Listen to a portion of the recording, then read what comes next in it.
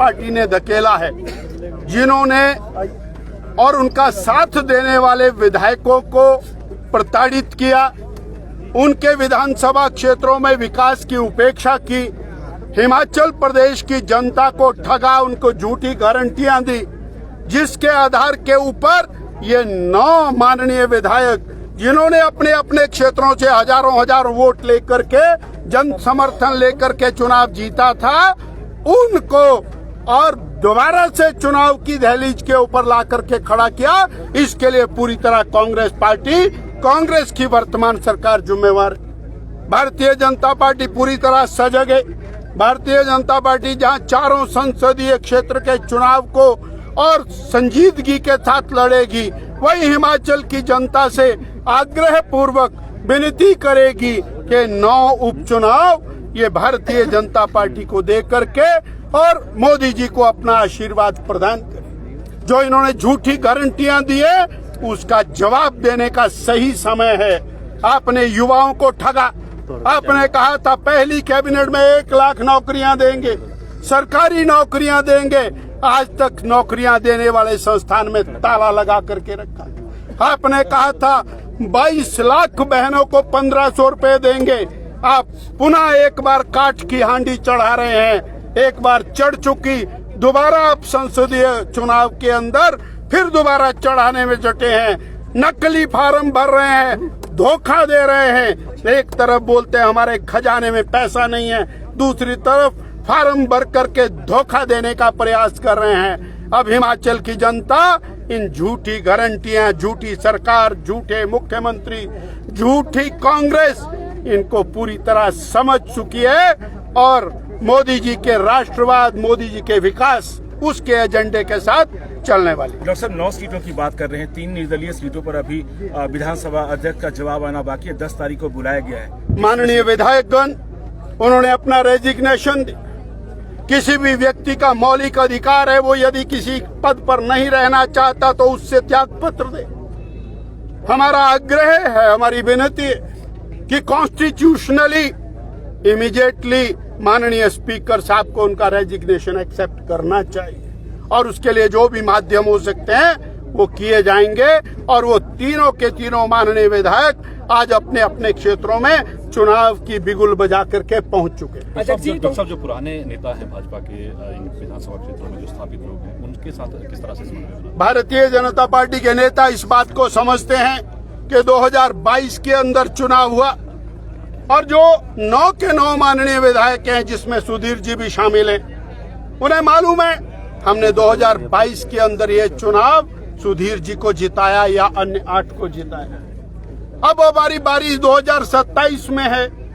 2027 से पहले in sitting विधायकों ने संघर्ष करते हुए और वर्तमान सरकार की जो कार्यशैली है उससे और विरोध दर्ज करते हुए उन सीटों को खाली किया है। इसलिए भाजपा का कार्यकर्ता डंके की चोट पर इनके साथ खड़ा है। कई स्थानों पर सब विरोध भी जो है, छोटा मोटा जो रहता है, हमारा दायित्व है, हम उनसे मिल रहे हैं, समाधान कर रहे हैं और अभी एक एक कार्यकर्ता पूरी तरह से इन 9 के 9 और 4 के 4 13 चुनावों के लिए जुट जाएगा और मोदी जी के साथ खड़ा रहेगा। मुख्यमंत्री कह रहे हैं कि बहुत सारे सर वर्तमान सांसद जो है वो नहीं दिख रहे हैं और साथ में कल राकेश चौधरी भी भाजपा छोड़ गए हैं। भारतीय जनता पार्टी का कार्यकर्ता 1 दिन, 2 दिन, 3 दिन, चौथे दिन फिर परिवार में था, है, रहेगा।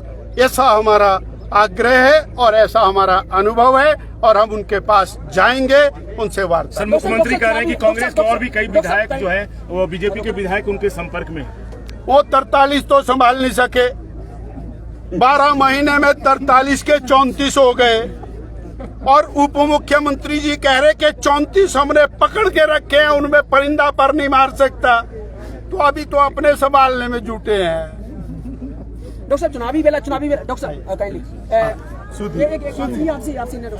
सुधीर जी, भाजपा का दामन थामा है आपने एक लंबे अरसे के बाद, सिटिंग एमएलए से त्यागपत्र दे दिए, आरोप भी कई लगे और आज आपने आंसू भी गिरा दी। क्या धर्मशाला फिर एक बार आंसू देखने को तैयार है? देखिए, मैंने चुने हुए विधायक का पद छोड़ा। जब सुनी नहीं जा रही हो जब हमारे विकास के काम बंद पड़े हों तो वैसे दल में और वैसे ही सरकार में विधायक बनने का कोई औचित्य नहीं रह जाता, इसलिए ये फैसला लिया है। और धर्मशाला के लोग जानते हैं, मेरे कार्यकर्ता जानते हैं कि बहुत दिनों से चर्चा चल रही थी कि हालात ठीक नहीं है और हमको कुछ ना कुछ कड़ा कदम लेना पड़ेगा, और उस कारणवश ये हुआ है। तो अब किस तरीके से देखते हैं जो आरोप लगा रहे हैं कि आप लोगों ने पैसे लेकर के बिका है, अपना ईमान बेच दिया है, कई काला नाग की संज्ञा दी गई, काला भेड़ की संज्ञा दी गई, क्या इस तरह से राजनीति में आपको लगता है कि ऐसा होना चाहिए? जब बौखलाया हुआ व्यक्ति क्या नहीं कहेगा, मुझे दया आती है उन पर कि वो अपना कोनवा तो संभाल नहीं पाए और जिस व्यक्ति की जैसी सोच होती है वैसा आरोप लगाता है। हम कोई बिकने वाले नहीं, हमें कोई कौन खरीद सकता है। हमने और हमारे परिवार ने जीवन दिया है विकास के लिए, हम बिकेंगे? कौन खरीद सकता है?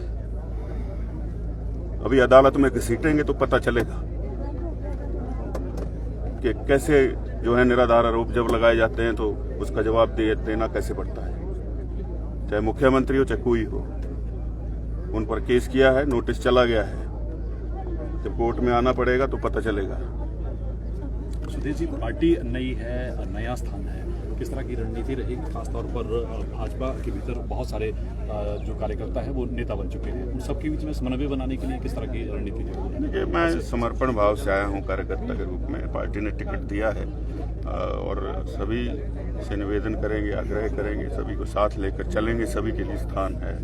और मैं कभी कोई सत्ता को सीने से लगा करके बैठने वाला नहीं हूँ, और सबसे साझा करेंगे और सभी का मान सम्मान है, सबका। बहुत से कांग्रेसी विधायक जो है वो सार्वजनिक मंचों पर जो है यही कह रहे हैं, यही राग लाप रहे हैं कि हमें भी प्रलोभन मिला था, हम लोग नहीं बिके, जिनको बिकना था वो तो चले गए। तो इसका कहीं ना कहीं खामियाजा नहीं होता? देखिए, ऐसा है, लोग जानते हैं और उनको भी जानते हैं, हमें भी जानते हैं, और ये बहुत बड़ा दिल रख करके मतदान होता है, दिखा करके वोट डालना पड़ता है। कोई कमजोर व्यक्ति का काम नहीं है, और हमने अपनी अंतरात्मा की आवाज़ सुनी है और मतदान किया है ऐसे व्यक्ति के पक्ष में जो हिमाचल का था।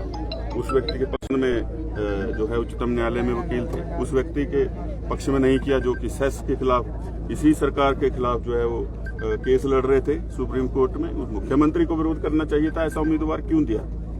उनको चाहिए था प्रदेश के किसी व्यक्ति को राज्यसभा के लिए उतार दे। और ये पहले ही भाप गई थी पार्टी, नहीं तो पहले तो सोनिया गांधी खड़ी होने वाली थी, वो राजस्थान चली गई। तो संघवी जी को सोच विचार करके आना चाहिए था। तो ऐसे हालात पार्टी की वजह से बने हैं। पूरे प्रदेश में बिखराव का माहौल हो गया है, पूरे देश में कांग्रेस पार्टी जो है वो विघटन की ओर जा रही है। तो ऐसे समय में धर्मशाला के हित के लिए और विकास कार्यों के हित के लिए ये निर्णय लिया। सुधीर जी, भाजपा दावा कर रही है कि अभी और कांग्रेस से लोग जो है वो भाजपा में शामिल होंगे और आपने भी सरकार बदलने वाली है, आप भी कह रहे हैं। क्या लगता है कितने लोग और आ सकते हैं और क्या कुछ आने वाले समय में होने वाला है? जैसे इस आंकड़े का पता नहीं था, उसका भी पता नहीं चलेगा। ये तो आगे आगे देखिए क्या होता है। सुधीर जी, आपने शिमला के रिज मैदान पर एक स्टैचू लगाने की बात कही थी, उससे क्या अभिप्राय है? देखिए, जिस व्यक्ति की राजनीति में बोनी सोच होती है उसका उसके कद के बराबर ही बुत लगेगा, तो मैंने कहा उसको सरकाज़म कहते हैं। तो राजनीति में इस तरह की टिप्पणियां होती हैं, उनको थोड़ा दिल रखना चाहिए।